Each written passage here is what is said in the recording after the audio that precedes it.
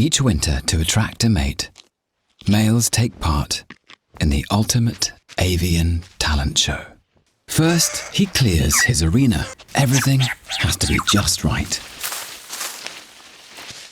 Then, his show begins.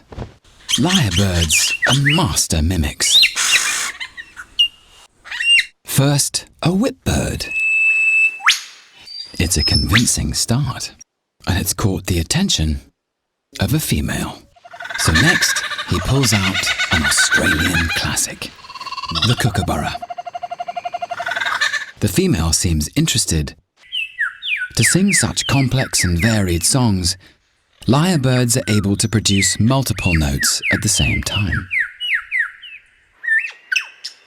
Slowing their song down reveals the secret.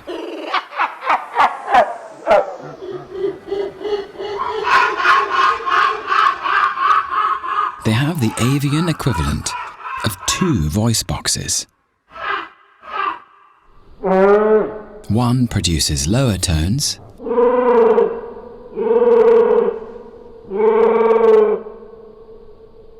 the other higher ones.